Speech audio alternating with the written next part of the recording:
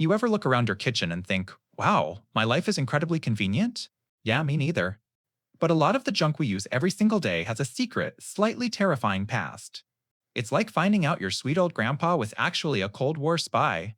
So today, we're diving into everyday objects that were originally invented for war. Let's start with the king of sad, lonely meals, the microwave. You use it to reheat 3-day-old pizza in 45 seconds. But its origin story involves way more explosions. During World War II, this guy named Percy Spencer was working on radar.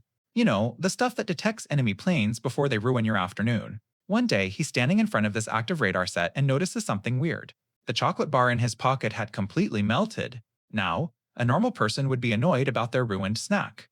Percy, being a genius, immediately tried it on popcorn. And boom, the Radaranch was born. A 6-foot-tall, 750-pound metal beast. So your Hot Pocket is basically a tiny, delicious peace dividend. Next up, the solution to 99% of life's problems. Tape. Got a leak? Duct tape. Your wallet is falling apart? Duct tape. This miracle substance was invented because a mom was worried about her sons. Vesta Stout worked in a factory during WWII, inspecting and packing ammo boxes. The boxes were sealed with thin paper tape and wax, which was a terrible system. She thought, my boys can't be fumbling with this in a firefight. So she imagined a strong, waterproof, cloth-based tape you could tear by hand. She wrote a letter directly to President Roosevelt, who loved the idea.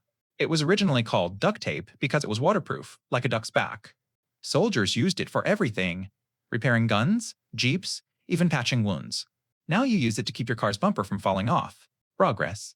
Okay, how about that little voice in your phone that tells you where to go? Yes, GPS. The thing you argue with like it's a real person. Surprise! It's a declassified Cold War superweapon. Back in the day, the US military needed a way to guide missiles with terrifying accuracy. They also needed to track their nuclear submarines so they wouldn't, get lost.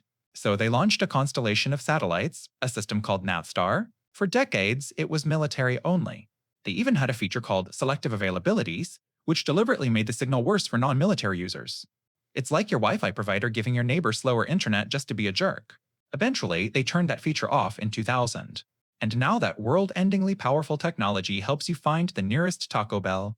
Let's talk about superglue, the stuff that instantly bonds your skin but takes 3 years to fix a broken mug. This was another accidental WWII discovery. A scientist named Harry Coover was trying to make clear plastic for gun sights.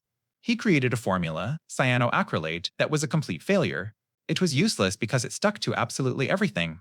So he threw it out. Years later, during the Vietnam War, medics realized this useless glue could be a lifesaver. They needed a way to quickly stop bleeding on the battlefield. So they started using a version of superglue to seal wounds until a soldier could get to a hospital. It literally glued people back together. Now it's in your junk drawer waiting to fuse your fingers to a Lego. And finally, the reason you're even watching this video is the internet. The global network we use for important research, communication, and arguing about pineapple on pizza. It started as ARPANET, a project by the Department of Defense. The goal was to create a communication network that could survive a nuclear war. If Moscow took out a central hub in Washington, the network would just reroute the information. It was designed to be the cockroach of information systems. No central point of failure, just a chaotic web of connections. Turns out, a decentralized network is also fantastic for sharing cat memes. So the system built to withstand Armageddon now delivers videos of a hamster eating a tiny burrito. There are so many more. Drones, canned food, wristwatches, even sanitary pads.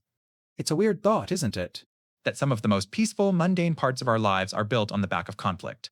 It's like all of human innovation is just a garage sale after a really, really bad breakup. Makes you wonder what current military tech will be in our kitchens in 50 years. Anyway, go enjoy your war toast.